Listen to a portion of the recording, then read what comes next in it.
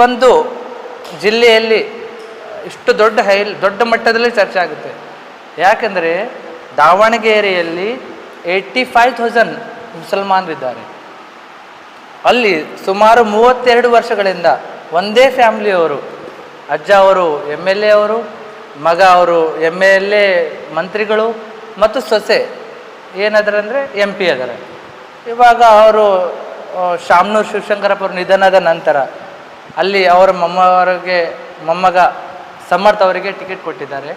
ಅಲ್ಲಿ ಏನು ಸಮಸ್ಯೆ ಆಗಿತ್ತಂದರೆ ಅಲ್ಲಿ ಹೆಚ್ಚಿಗೆ ಮುಸಲ್ಮಾನರು ಇದ್ದ ಕಾರಣ ಎಲ್ಲ ಮುಸಲ್ಮಾನರು ನಾಯಕರು ಜಮೀರ್ ಅಹಮದ್ ಆಗಿರಬಹುದು, ನಜೀರ್ ಅಹಮದ್ ಆಗಿರಬಹುದು ಮತ್ತು ನಮ್ಮ ಮೈನಾರಿಟಿ MLAಗಳು ಕಾಂಗ್ರೆಸ್ ಪಕ್ಷಕ್ಕೆ ಹೈಕಮಾಂಡ್ಗೆ ಇದು ಒಂದು ಸೀಟನ್ನು ಮುಸಲ್ಮಾನರಿಗೆ ಬಿಟ್ಕೊಡಿ, ಯಾಕಂದರೆ ಇಲ್ಲಿ ನಾವು ಹೆಚ್ಚಿನ ಜನಸಂಖ್ಯೆ ಇದ್ದೀವಿ ಅಂತ ಅಂತಿಮವಾಗಿ ಚರ್ಚೆ ಆಗಿ ಮತ್ತೆ ಅದೇ ಕುಟುಂಬಕ್ಕೆ ಅದು ಟಿಕೆಟನ್ನು ಕೊಡ್ತಾರೆ. ನಂತರ ಏನಾಗುತ್ತೆ ಅಂದರೆ ಅಲ್ಲಿ ಒಂದು ಸ್ವಲ್ಪ ಬೆಳವಣಿಗೆಗಳು ಆಗುತ್ತವೆ. ಯಾವ ರೀತಿ ಬೆಳವಣಿಗೆ ಅಂದರೆ ಅಲ್ಲಿ ನಮ್ಮ ಮುಸ್ಲಿಂ ಸಮಾಜ ಅದರಿಂದ ವಿರೋಧವಾಗುತ್ತೆ. ನಾವು ಈ ಸಲ ಕಾಂಗ್ರೆಸ್ಗೆ ಓಟ್ ಹಾಕೋದಿಲ್ಲ. ಯಾಕೆ ಹಾಕೋದಿಲ್ಲ ಅಂದರೆ ಲಾಸ್ಟ್ ಟೈಮ್ ಹೇಳಿದರು ಎಲ್ಲಿವರೆಗೆ ಅಜ್ಜವರು ಇರ್ತಾರೆ ಅಲ್ಲಿವರೆಗೆ ಮುಸಲ್ಮಾನ್ ಟಿಕೆಟ್ ಇಲ್ಲ, ನಂತರ ನಾವು ನಿಮ್ಗೆ ಕೊಡ್ತೀವಿ ಅಂತ. ಆದರೆ ಕೊಟ್ಟಿಲ್ಲ. ಆದ್ದರಿಂದ ಕೆಲವೊಬ್ಬರು ಸ್ವತಂತ್ರವಾಗಿ ಸ್ಪರ್ಧೆ ಮಾಡಿದ್ರು, ಚುನಾವಣೆ ಮುಗೀತು ಮತ್ತು ಸಲೀಂ ಅಹಮದ್ ಸಾಹೇಬರು ಹಾಗೂ ರಿಜಾನ್ ಅರ್ಷದ್ ಪ್ರೆಸ್ ಮೀಟ್ಗೆ ಎಲೆಕ್ಷನ್ ನಂತರ ಪ್ರೆಸ್ ಮೀಟ್ ಮಾಡಿದ್ರು, ಹೇಳಿದರು ಕೆಲವೊಬ್ಬರು ಮುಸ್ಲಿಂ ನಾಯಕರು ದ್ರೋಹ ಮಾಡಿದ್ದಾರೆ ಪಕ್ಷಕ್ಕೆ ಅಂದೆ. ಮತ್ತೆ ದೊಡ್ಡ ಮಟ್ಟದಲ್ಲಿ ಚರ್ಚೆಗಳಾದವು. ನಂತರ ಜಬ್ಬಾರ್ ಸಾಬ್ MLC ಇದ್ದಾರೆ, ಅವರು ಕರ್ನಾಟಕ ರಾಜ್ಯ ಅಲ್ಪಸಂಖ್ಯಾತರ ಘಟಕದ ಅಧ್ಯಕ್ಷರು. ಅವರಿಗೇನು ಮಾಡಿದ್ರೆ ಆ ಸ್ಥಾನದಿಂದ ಕಾಂಗ್ರೆಸ್ ಪಕ್ಷ ವಜಾ ಮಾಡುತ್ತೆ. ಮತ್ತೇನು ಮಾಡುತ್ತೆ ಅಂದರೆ ಮತ್ತೆ 2-3 ದಿನದ ನಂತರ ಅವರು ಸಂಪೂರ್ಣವಾಗಿ ಅವರ ಸದಸ್ಯತ್ವವನ್ನೇ ತೆಗೆದು ಹಾಕುತ್ತೆ. ಆಮೇಲೆ ಸೆಕೆಂಡ್ ನಂಬರ್ ನಮ್ಮ ಕರ್ನಾಟಕ ಮುಖ್ಯಮಂತ್ರಿ ಪೊಲಿಟಿಕಲ್ ಸೆಕ್ರೆಟರಿ ಆದ ನಜೀರ್ ಅಹಮದ್ ಅವರಿಗೂ ಕೂಡ ಆ ಸ್ಥಾನದಿಂದ ವಜಾ ಮಾಡುತ್ತಾರೆ. ಈಗ ನೆಕ್ಸ್ಟ್ ಟಾರ್ಗೆಟ್ ಜಮೀರ್ ಅಹಮದ್ ಸಾಬ್. ಇದು ನಾವು ಕಾಂಗ್ರೆಸ್ ಪಕ್ಷಕ್ಕೆ ನಾವು ಕೇಳಬೇಕಾಗುತ್ತೆ. 70 ವರ್ಷಗಳಿಂದ ಮುಸಲ್ಮಾನರು ಇಡೀ ದೇಶದಲ್ಲಿ ಕಾಂಗ್ರೆಸ್ ಪಕ್ಷಕ್ಕೆ ವೋಟ್ ಮಾಡಿದ್ದೀವಿ. ಇವತ್ತು ಏನು ಕರ್ನಾಟಕದಲ್ಲಿ ಕರ್ನಾಟಕ ಏನು ಆಡಳಿತ ಮಾಡ್ತಾ ಇದ್ದಾರೆ ಕಾಂಗ್ರೆಸ್ ಪಕ್ಷ, ಈ 2023 ಚುನಾವಣೆಯಲ್ಲಿ ನಾವು 92% ವೋಟ್ ಕಾಂಗ್ರೆಸ್ ಪಕ್ಷಕ್ಕೆ ಹಾಕಿದ್ದೀವಿ. ನಾವೆಲ್ಲವನ್ನು ಕಾಂಗ್ರೆಸ್ ಪಕ್ಷಕ್ಕೆ ಕೊಟ್ಟಿದ್ದೀವಿ. ಆದರೆ ಕಾಂಗ್ರೆಸ್ ಪಕ್ಷ ನಮ್ಗೆ ಏನು ಕೊಟ್ಟಿದೆ? ಬರೀ ಕೇವಲ ನಮಗೆ ಈಗ ರಾಜೀನಾಮೆ ಪಡಿತಾ ಇದೆ. ಆದ್ದರಿಂದ ನಾವು ಏನು ಕೇಳ್ತಾ ಇದ್ದೀವಿ ಅಂದರೆ, ತಾವು ಎಲ್ಲರೂ ನೋಡಿರ್ಬೋದು ಚರ್ಚೆಗಳಲ್ಲಿ ಅನೇಕ ಜನರು ಚರ್ಚೆಯಲ್ಲಿ ಭಾಗವಹಿಸಿದ್ರು, ಪಕ್ಷ ವಿರೋಧಿ ಚಟುವಟಿಕೆ ಮಾಡಿದ್ದಾರೆ, ಆದ್ದರಿಂದ ನಾವು ಅವರಿಂದ ಪಕ್ಷದಿಂದ ತೆಗೆದು ಹಾಕಿದ್ದೀವಿ. ನಮ್ಮ ಪ್ರಶ್ನೆ ಬರೀ ಕೇವಲ ಮುಸಲ್ಮಾನರು ಮಾತ್ರ ಪಕ್ಷ ವಿರೋಧಿ ಚಟುವಟಿಕೆ ಮಾಡಿದ್ರೆ ತೆಗೆದು ಹಾಕ್ತೀರಾ? ಬೇರೆಯವರು ಕೂಡ ಅನೇಕ ಸಂದರ್ಭದಲ್ಲಿ ಪಕ್ಷ ವಿರೋಧಿ ಚಟುವಟಿಕೆ ಮಾಡಿದ್ದಾರೆ, ಅವರಿಗೆ ಯಾಕೆ ತೆಗೆದಿಲ್ಲ?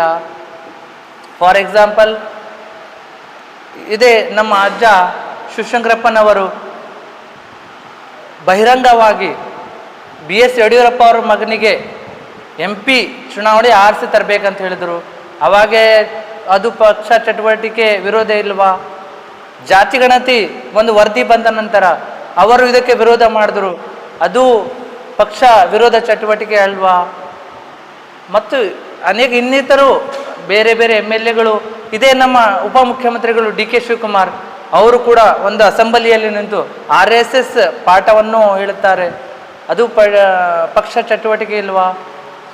ಮತ್ತು ಸಿದ್ದರಾಮಯ್ಯ ಸಾಹೇಬರು ಇಕ್ಬಾಲ್ ಅಹಮದ್ ಸರಡ್ಗಿ ಅವರು ನಿಂತಾಗ ಅವರ ವಿರುದ್ಧ ಅವರು ವೋಟ್ ಮಾಡುತ್ತಾರೆ ಭೈರತಿ ಸುರೇಶ್ ಅವರಿಗೆ, ಇದು ಚಟುವಟಿಕೆ ಇಲ್ವಾ? ಪಕ್ಷ ವಿರೋಧಿ ಇಲ್ವಾ? ಹಾಗಾದರೆ ನಿನ್ನೆ ಇನ್ನು ಪಾರ್ಲಿಮೆಂಟ್ನಲ್ಲಿ ನಡೀತಾ ಇದೆ 543 MP ಹೆಚ್ಚು ಮಾಡಿ 850 MP ಮಾಡಬೇಕು ಇಂಡಿಯಾದಲ್ಲಿ. 850 ಇಂಡಿಯಾ ಗಠಬಂಧನ ಇದೆ, ಅದಕ್ಕೆ ವಿರೋಧ ವ್ಯಕ್ತಪಡಿಸ್ತಾ ಇದ್ದಾರೆ. ಆದರೆ ನಮ್ಮ ಬೆಳಗಾವಿ ಅತ್ನಿ ಲಕ್ಷ್ಮಣ್ ಸವದಿಯವರು ಅದಕ್ಕೆ ಬೆಂಬಲ ಸೂಚಿಸ್ತಾರೆ. ಕಾಂಗ್ರೆಸ್ ಪಕ್ಷ ವಿರೋಧ ಮಾಡುತ್ತೆ, ಇವರು ಬೆಂಬಲ ಸೂಚಿಸ್ತಾರೆ. ಇದು ಪಕ್ಷ ಚಟುವಟಿಕೆ ವಿರೋಧ ಅಲ್ವಾ? ಅಲ್ಲಿ ಪ್ರಿಯಾಂಕಾ ಮಲ್ಲಿಕಾರ್ಜುನ್ ಖರ್ಗೆ ಅವರು ಹೇಳ್ತಾರೆ RSS ವಿಷಾಕಾರಿ ಹಾವು ಇದ್ದಂತೆ, ಅದಕ್ಕೆ ಕೊಲ್ಲಬೇಕು. ಅದೇ RSSನವರಿಗೆ 3 ದಿನದ ಹಿಂದೆ ಉಡುಪಿಯಲ್ಲಿ ಜಿಲ್ಲಾಧ್ಯಕ್ಷ ಮತ್ತು ಕಾರ್ಯದರ್ಶಿ ಮಾಡುತ್ತಾರೆ. ಇದು ಪಕ್ಷ ಚಟುವಟಿಕೆ ಇಲ್ವಾ? ಬರೀ ಕೇವಲ ಮುಸಲ್ಮಾನರ ತಮ್ಮ ಹಕ್ಕನ್ನು ಕೇಳಿದರೆ, ಟಿಕೆಟನ್ನು ಕೇಳಿದರೆ ಇದು ಪಕ್ಷ ವಿರೋಧಿ ಆಗುತ್ತೆ. ನಾವು ನಮ್ಮ ಹಕ್ಕಿದೆ, ನಾವು ಕೇಳ್ತಾ ಇದ್ದೀವಿ.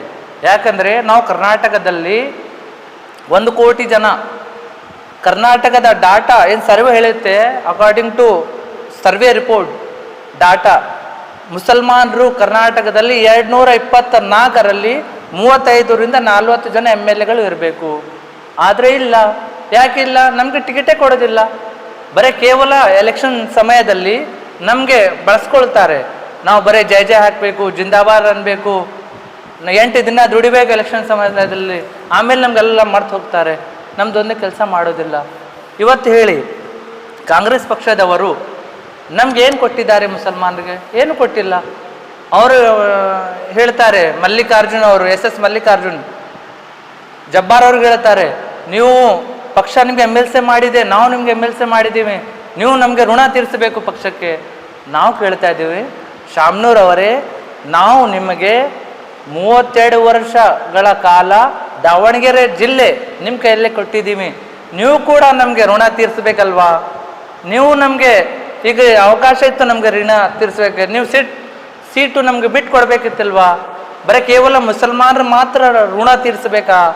ಬೇರೆ ಋಣ ತೀರ್ಸೋಕ್ಕಾಗಲ್ವಾ? ಆದ್ದರಿಂದ ನಾವೇನು ಹೇಳ್ತಾ ಇದ್ವಿ ಅಂದರೆ, ಇದೇ ರೀತಿಯಾಗಿ ಹಿಂಗೆ ಮುಂದುವರಿದರೆ ನಾವು ಕಾಂಗ್ರೆಸ್ಗೆ ತಕ್ಕ ಪಾಠ ಕಲಿಸ್ತೇವೆ.